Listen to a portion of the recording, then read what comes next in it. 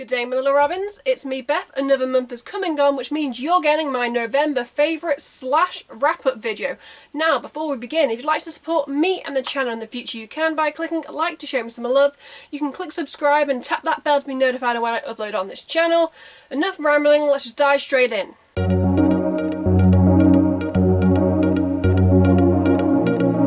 Two albums I want to talk to you guys about are Bullet for My Valentine's self-titled album that came out November 5th and Temperance's Diamante album that came out November 19th. Bullet for My Valentine's 7th album showcases why this band has had such longevity over all the years. Now, anything is better than 2018's Gravity album. I can hold my hands up, I hated that album. But, you know, with this album there were some really heavy songs that kind of did hark back to like early Bullet days, and that really got me excited. But they were like more refined to like their modern evolution from like the 2010s, which isn't exactly a good thing, isn't exactly a bad thing. You know, it's not really like, for me personally, a standout album amongst some of the other bands that have dropped albums in 2021. My favourite songs off the album though were Knives and Shatter.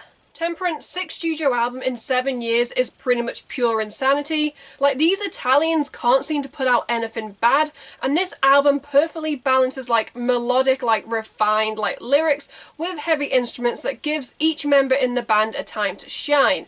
My two personal favourites, like music video and song wise, are Diamante and The Night Before the End. Like, 6 albums, 7 years, holy hell, this band deserved to take a break. But not too long of a break, because maybe they won't release anything good if they take a break. Now onto the reaction videos I did this month on the channel. In total, there were 8, and shock horror, we did not focus in on Japan entirely. We went to Europe, America and Australia. I have yet to become a Japanese reaction channel, but that could all change in the future. We kick off with Earthworm by Dexcore featuring Makoto from Victim of Deception. Now, originally this video was planned for the ooky spooky October reactions, but I did a lot of overtime at work, which means it got pushed back to November. What I will say about this song and the video is, if you want intensity that never lets up, this is like a deadly combination of vocalists that assault your ears in a good way, of course. Now heading to America, we had Wage War with the song and the video Manic, the title track off their new album Manic. All I can say about Wage War is this song is pretty much metalcore at its most like beautiful, like melodic, like gut punching, with like underlying like aggression and touching on like a taboo subject, but you know, kind of working it in really well into the lyrics. The music video really wasn't that good, but the song slaps, so you know, it was good overall. We're heading back to Japan for Feel Alive by Crossfaith. For me, this song showcases like a softer, more mature side to Crossfaith, but don't be fooled, because the song does drop and we do get like classic Crossfaith, and that bit took me by surprise. Just check out my reaction for my, oh, wasn't expecting that. For me personally, Crossfaith keep evolving and keep changing, and they are one of my favourite bands live and in the studio. Now we're heading into Europe with Amaranth and the song PvP, which was actually written to be the Swedish like esport anthem. And holy hell, did it pack in like a lot of like gaming references, along with like balancing like the cheese and high energy that you come to expect of like an Amaranth song. This song and the lyrics definitely gave way for all 3 vocalists to like shine. And wow, more esports need to get kick-ass like anthems like this, and maybe more people might watch esports. Now we are staying in Europe for Dynasty and the song Advent.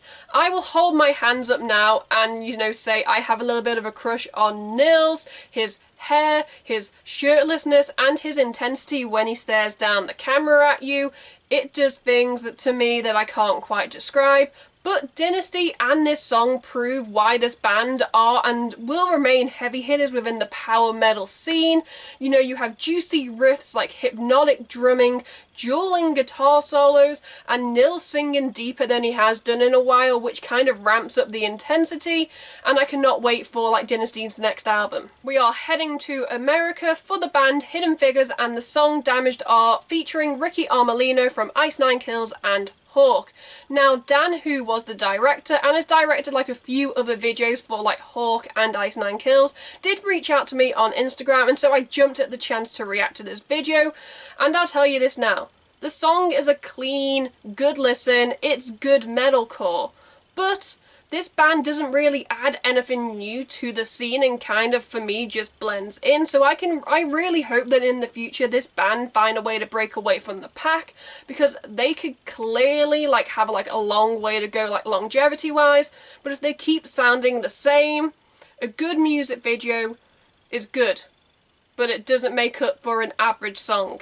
Going down under, the Amity Affliction are back again with another emotional slap to the face, and just like with the last release, Joel's growls on Give Up the Ghost have never sounded so raw, and like Aaron's like almost melodic cleans on this song are like a stark contrast to like the heavy lyrics and tough material, which means Give Up the Ghost is definitely going to stand up there as like one of the stronger Amity Affliction songs. I'll hold my hands up now and say I'm a little biased towards this band because I've been obsessed with them since I first heard them in high school.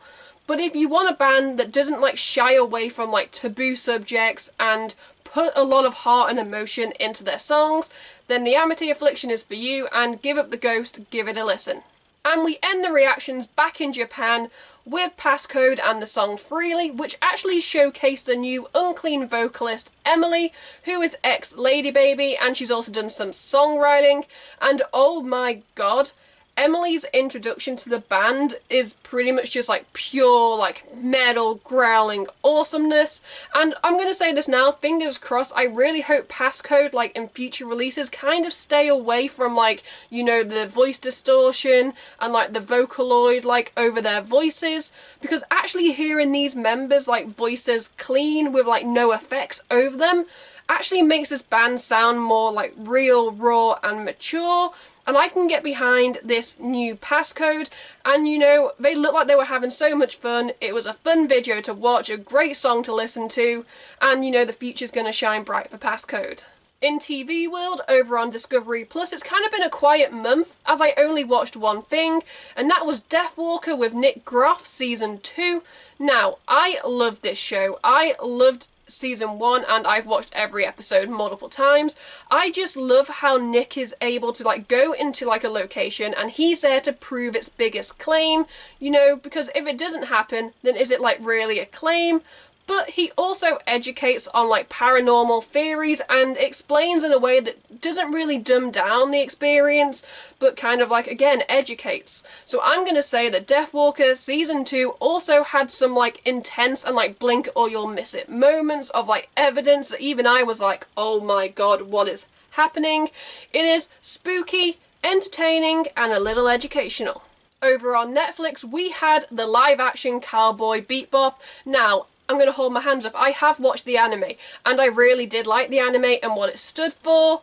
And so I went into this like live action with like an open mind, because Netflix, Death Note, didn't really have like a good past in terms of making anime into live action, but I was actually pleasantly surprised at, you know, how well, personally, this is just my opinion, that it was able to balance the show to kind of semi-please anime fans while making it interesting for new viewers who might never have watched the anime.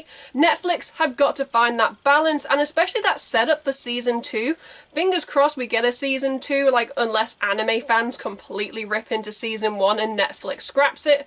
I can't see them doing that because, you know, it got people talking about Netflix and potential future live-action anime adaptations in the future, The Last Airbender. But yeah, Cowboy Bebop, if you like the anime, you should check out the live action. If you've watched the live action, you should go check out the anime, which I believe is still available on Netflix, just to see what anime fans are complaining about. But yeah, Cowboy Bebop, I binged it in a day, a good watch. Over on the BBC, I am still watching Strictly Come Dancing. I look forward to this every Saturday night when I'm on my break at work, and it's really hard this season to pick like a front runner, because for me, this is personally the best lineup of celebrities the show has had in recent years, because all of them have been able to master all these different dances, and the scoreboard is always consistently high, with there not being many points between couples. I honestly couldn't tell you who's going to win it, but I'll continue to enjoy it, and I'll be happy for the winner regardless, because, well, Strictly Come Dancing is a staple in, like, winter TV here in England.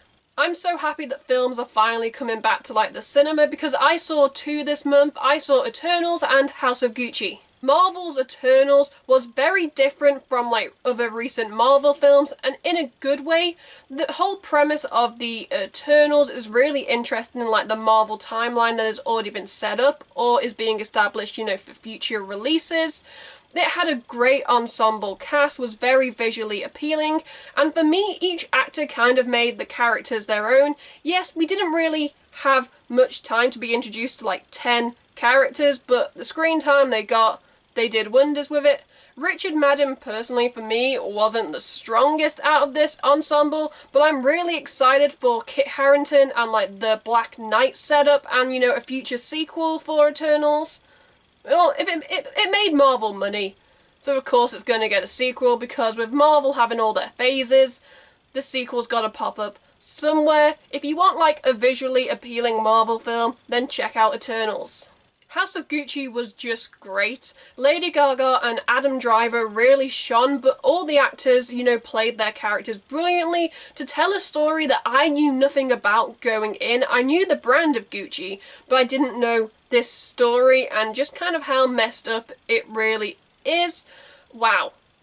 You know, Ridley Scott is an amazing director, and this film, like, allowed him to showcase his years of talent, and, well, I'm always going to be a Ridley Scott fan. Yeah, it was good. It's not going to be everyone's cup of tea, but I came out of it thinking it's my cup of tea, so yeah, House of Gucci, give it a go. The last category is video games, and I played two brand new ones while still playing Animal Crossing New Horizons and its new DLC. Pokemon Brilliant Diamond is the remake of, well, Pokemon Diamond, the 2007 DS game, and this game is a pure bop from, like, what I have played so far. Yes, they also remade Pearl, but for me, personally, I played Diamond back in the day, so of course I'm going to play Diamond in, like, 2021. It is really faithful to, like, the original game with, like, a few tweaks which actually makes some of the gameplay elements a lot better. I don't mind the XP share because it allows you to level your party, you know, fairly. Some people don't like it. I don't think there is a way to turn it off, but, you know, I've got nothing against it. At first, I wasn't a big fan of, like, the chibi, like, art style when I saw the trailers, but the more I play, the more it grows on me, and I think it is goddamn cute. Game Freak at this point could just take my money. They can, like, slap Pokemon on anything. I chose Piplup as my starter because he is a good boy, and while I always pick water starters, it is a good game for veterans as it has enough, like, nostalgia to keep that train chugging, but also a good introduction for new players, which I think Pokemon have been able to capture that balance. Snack World, the Dungeon Crawl Gold, came out in 2020, but I only discovered the game, like, well, now, November 2021, so that's why I'm talking about it. Back in the day, I was obsessed with another level 5 game called Fantasy Life on the 3DS, and I was annoyed that it never got, like, a port to the Switch, but then I found Snack World, which is pretty much Fantasy Life 2.0, with a few tweaks that kind of took away some elements I liked but kind of added new elements that really intrigued me. My best friend and I, well, Charlie, she's my best friend, we put over 140 hours into Fantasy Life back in the day, and so we're so happy now that we can, like, find, like, a game that's similar and we can team up and hopefully put just the same amount of hours in online. If you liked Fantasy Life, if you like RPG, like fantasy, like games where you have to grind, like, XP to level up, but with also, like, an element chance, because each time you replay a dungeon, you don't know what items you're going to get or which reward you're going to get, so it does offer a lot of replay value. Snack World might just be the game for you. Animal Crossing New Horizons came out with a massive free 2.0 update, along with paid DLC Happy Home Paradise. Now, in terms of the update, I have my farm, I have my cooking, I have my capping, I have my Brewster, so, you know, I can kind of get on to designing vacation homes, which is really what the paid DLC is all about. I never knew interior designing was my call, and I really hope that the villagers like the homes I made for them.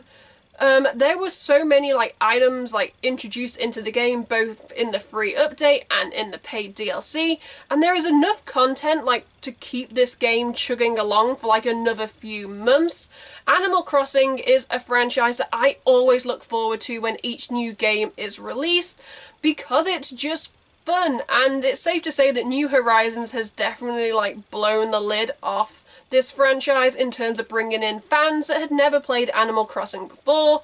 And well, this paid DLC, if you've got like £25 to spend, then buy the DLC. If you don't, you know, hold off. But if you get the DLC, some of the things that you learn in the DLC, you can carry over to your own island, so I can polish the crap out of my island home when I don't want to polish in real life.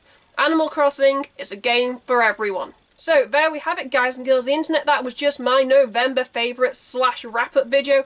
I hope you guys learned something about me and my taste in like music, video games, film and TV.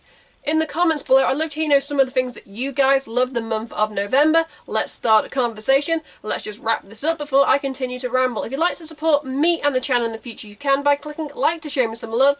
You can click subscribe and tap that bell to be notified of when I upload on this channel. At the end of this video, you can check out my last 2 videos or playlist, depending on what mood I'm in when I'm editing this. Until next time, I am Beth.